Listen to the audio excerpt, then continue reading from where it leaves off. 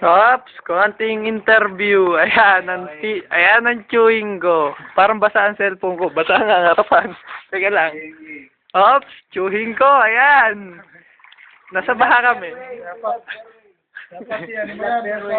Teka lang, yung manager natin sa likod, no? Wala eh. Love fairway. Manager! Kami lilipat dito. Ano masasabi mo, manager? Buti walang ahas dito. Ilang araw na evacuate Ayun, natin.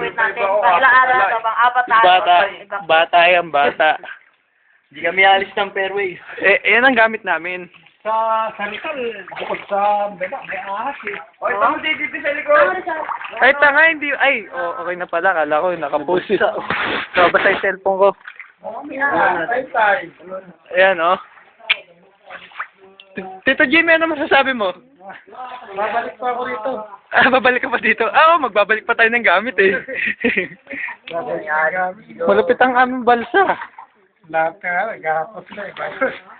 Sila ka pa rito. Ha? Daray pa ng bahay 5 pesos ang araw. Double dead.